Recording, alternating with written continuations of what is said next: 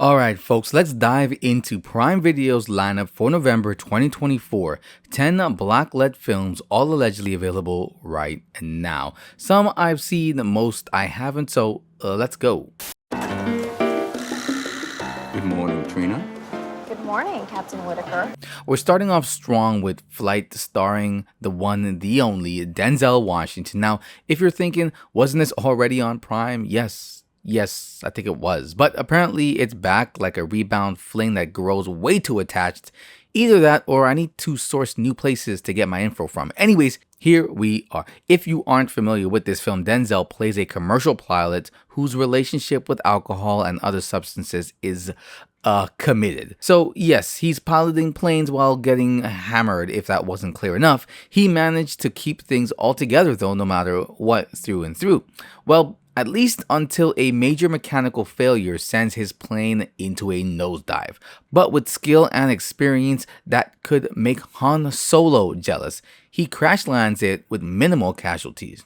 Unfortunately, the crash investigation also unpacks his drinking habits, and let's just say things spiral from there. It's intense, slightly heartbreaking, kind of funny, and might even make you question your personal flight next time. Definitely worth a watch. Next up is a Tower Heist starring Eddie Murphy and Ben Stiller. Now, don't expect a gut-busting comedy here. This isn't The Nutty Professor, but it's enjoyable enough. We have the best views, most advanced security systems, but you know what these people are really buying? White neighbors? Especially if you're in the mood for a half-baked heist plot involving disgruntled employees robbing their sleazy boss. Maybe it's something you might have been thinking about yourself and want some tips? I'm kidding. So, Ben Stiller plays a building manager whose retirement funds have been swiped by a white-collar crook. Naturally, he recruits Eddie Murphy's character, a petty thief, to mastermind the operation. It's mildly amusing, but more entertaining if you suspend reality a bit. And have fun. Don't take it too seriously. It's not even trying to take itself seriously anyway, so it's a good time. Brace yourself for this double team featuring Jean-Claude Van Damme and Dennis Rodman. Yes, that's Dennis Rodman. The premise, Van Damme's a CIA agent. He goes rogue to save his family, with Rodman playing, I guess, a world-class arms dealer.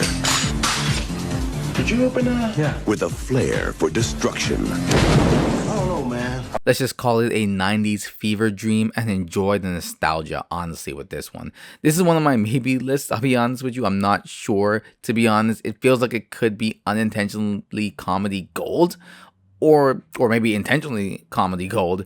If you've seen this, let me know, because I'm kind of jazzed to watch it, but I don't know exactly. This one I can say I did enjoy, Ride Along, with Kevin Hart and Ice Cube. Now, Kevin Hart's character is desperate to impress his girlfriend's brother. It's that little clown that's dating my sister, little man Smurf. Maybe he just wants into the family. I know exactly what he wants. You want the hammer? I want the hammer. Then go get the hammer. Okay, enough of that nasty.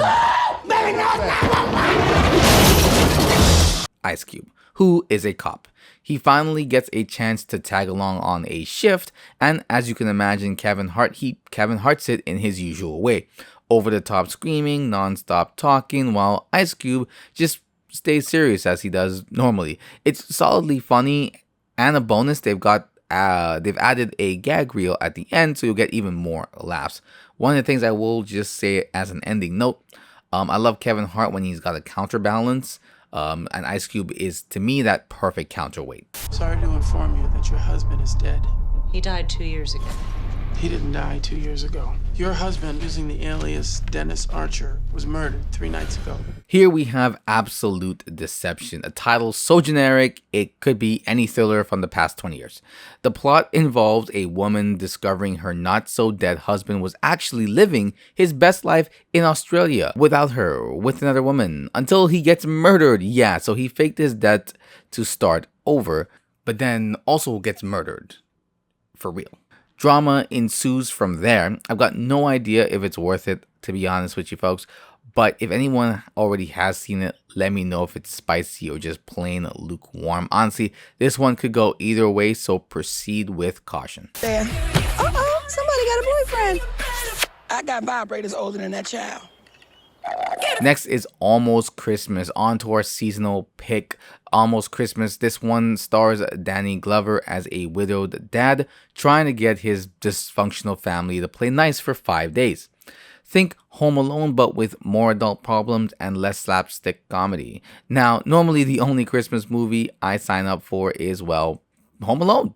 But if your holiday spirit needs an extra dose of a family reunion gone wrong, like real life, I guess, then this could be worth a shot. Plus, it's got Gabrielle Union and Romani Malco, so that's a pretty solid cast. Man, I got 2 questions for you. What do you do and how do you do it? Oh boy, The Pursuit of Happyness is our next pick. Will Smith plays a single dad who's down on his luck, literally homeless, and hustling his way into a non-paying internship, all while dragging his son, played by young Jaden Smith, around. If you're in the mood for a root for the underdog tear jerker, this is it. But be warned, it's heavy. Personally, I kept putting this one off for years because I wasn't ready to feel that much. But hey, sometimes you need a bit of a cry, but only if you're a little bitch. I'm playing. It's supposed to be a great movie, so do yourself a favor if you're up for it. You were just playing with 2 strings. Some of them thought you might want something better to work with. I can't cover that. It's a gift. Alright, next, The Soloist is another tear tugger starring Jamie Foxx and Robert Downey Jr.